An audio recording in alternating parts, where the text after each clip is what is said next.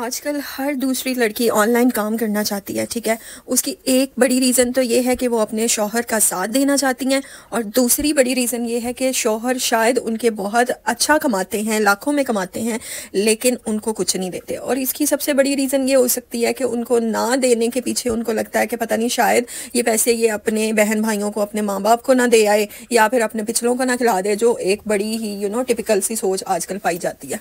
तो ऐसे में बहुत सी ख़वातीन इंडिपेंडेंट बनना चाहती हैं, ठीक है।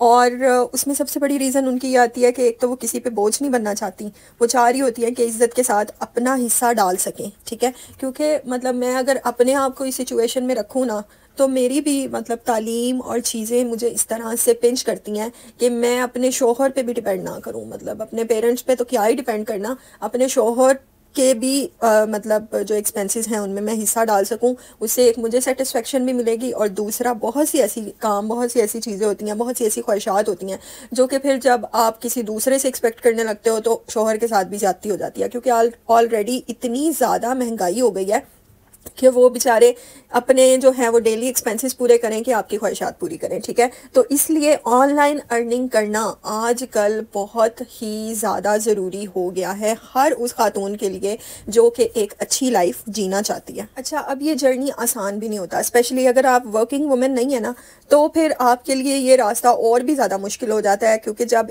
एक खातून जो है इस तरह से काम करना स्टार्ट करती है तो सबसे पहले तो आपके ससुराल वाले आते हैं, ठीक है, जो कि कहते हैं कि ज़रूरत ही क्या है इन सारे कामों की ना। मतलब तुम्हारे सारे खर्चे पूरे हो तो रहे हैं, तो तुम्हें क्या ज़रूरत है खपने की, बच्चों पे टाइम दो, घर पे टाइम दो, जो कि एक तरह से चलें ठीक भी है। लेकिन अगर वो बंदी इतनी कैपेबल है कि हर चीज़ मैनेज करके साथ में वो ऑनलाइन अपनी वर्किंग जो है वो अच्छे से चला रही है, तो फिर तो उनको एतराज़ नहीं होना चाहिए, फिर तो उनको साथ देना चाहिए। लेकिन ऐसा नहीं होता, ठीक है। वहाँ पे शायद उनकी इनसिक्योरिटीज़ आ जाती हैं कि अगर ये बंदी इंडिपेंडेंट हो जाएगी तो हमें कल को जो है ये कुछ नहीं समझेगी, या फिर ये हमसे आगे ना निकल जाए। बहुत सी ऐसी चीज़ें आती हैं जो कि उनके जहनों में होती हैं, जिसकी वजह से वो आपको जो है वो स्प्रेस करने की कोशिश करती हैं। और फिर एक जो सबसे बड़ी रीज़न, बिना किसी इनसिक्योरिटी के, बिना किसी इशू के, एवं जो एक मतलब ख़वातीन को, बहुओं को तंग करने का एक कीड़ा होता है ना, वो फिर उनके दिमाग में आता रहता है हर टाइम कि इनको जो है कोई भी काम आसानी से नहीं करने देना। फिर भी अगर तुम हिम्मत करके काम स्टार्ट कर ही लेते हो, ठीक है,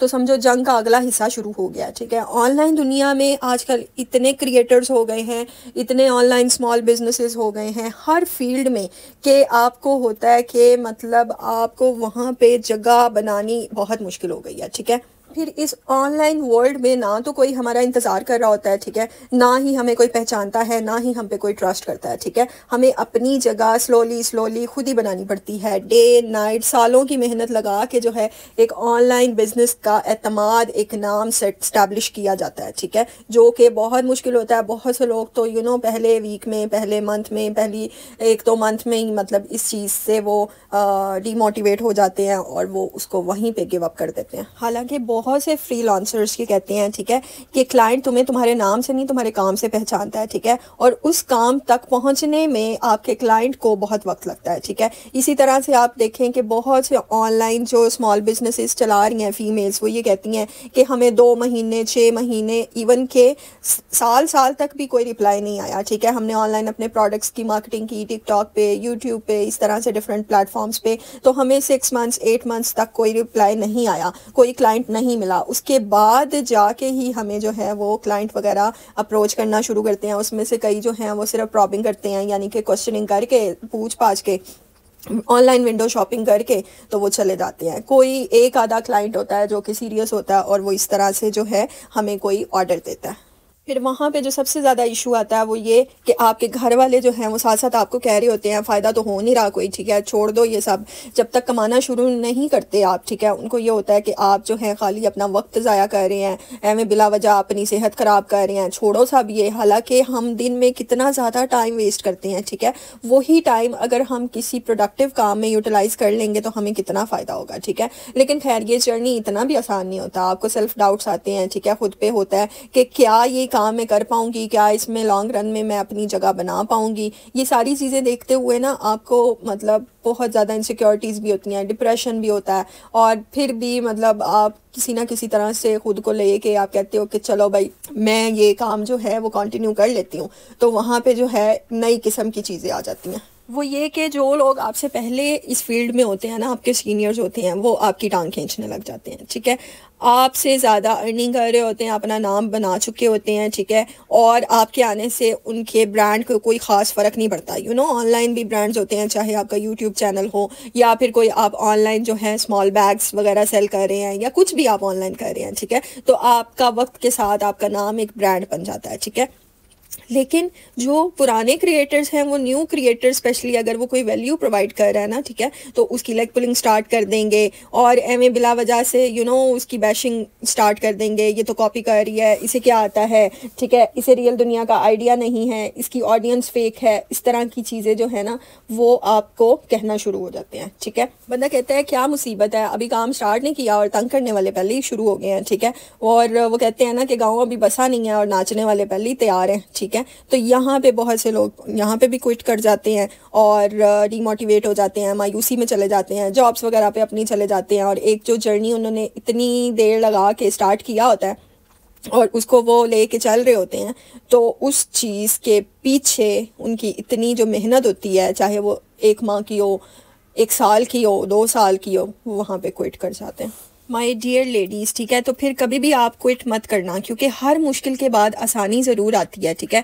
जो रुक जाते हैं वो कभी अपनी मंजिल नहीं पाते। तुम चलो, मेहनत करो और अपने सपने को ज़रूर ज़रूर ज़िंदगी दो, ठीक है। और फिर वो लड़कियां जो कि ऑनलाइन अर्निंग करना चाहती हैं, ठीक है, वो अपनी स्किल्स को इन्हांस करने पे फोकस करें और फ़िलहाल एक स्किल पे फोकस करें, चाहे वो डिज़ाइन हो, राइटिंग हो, वीडियो एडिटिंग हो, कंटेंट क्रिएशन हो। कोई एक चीज़ पे फ़िलहाल फोकस करें जो कि आपको करना अच्छा लगता है और जिसमें कुछ बेसिक स्किल्स आपके पास हैं। किसी की हैंड राइटिंग अच्छी होती है, किसी की वीडियो एडिटिंग स्किल्स अच्छी होती है। और वीडियो एडिटिंग तो आजकल सभी बच्चियों की अच्छी है, ठीक है, क्योंकि हम लोग अपनी पर्सनल लाइफ में वीडियोज़ वगैरह बनाते रहते हैं, ठीक है, अपने घर वालों की। तो वीडियो एडिटिंग तो कुछ हद तक हमें फिर भी आती है, ठीक है। तो फिलहाल एक स्किल से स्टार्ट करें, ठीक है, और फिर आहिस्ता आहिस्ता इस स्टेप को आगे लेके चलते जाएं और हर रोज़ अपने काम का एक छोटा सा स्टेप लें, चाहे वो एक छोटी सी रील हो, कोई लिंक्डइन की पोस्ट हो, कोई फाइवर का गिग हो, कोई ऑनलाइन मतलब कोई भी ऐसी स्किल आपकी जो काम आ सकती है, ठीक है। उसमें डेली स्मॉल स्टेप्स लें, वो ज़्यादा इंपॉर्टेंट है, बजाय ये कि एकदम से आप कहें कि एकदम से तो कुछ भी नहीं होता, ठीक है। स्मॉल स्मॉल स्टेप्स जो हैं वो ग्रेटनेस को लेके आते हैं। और सबसे इम्पॉर्टेंट चीज़, कम अज़ कम 6 मंथ्स, ठीक है, और फिर भी अगर आप में स्टैमिना है तो 1 ईयर तक अपने ड्रीम को हकीकत बनाने के लिए मेहनत कीजिए, ठीक है। जल्दी रिजल्ट ना मिलने पर हिम्मत मत हारिए, क्योंकि जो लड़कियां रुकती नहीं वो ही अपनी जगह बना लेती हैं, ठीक है। ऑनलाइन दुनिया उन्हीं की सुनती है जो कि कंसिस्टेंसी से काम करता है, सीखता भी है और रुकता भी नहीं, ठीक है। आप भी वो लड़की बन सकती हैं जिसका नाम दुनिया जानती है। बस ये है कि आपने एक स्टेप लेना है और आगे बढ़ना है। अपना ढेरों ख्याल रखिए। हम मिलते हैं एक और अच्छी सी वीडियो के साथ। अल्लाह हाफिज़।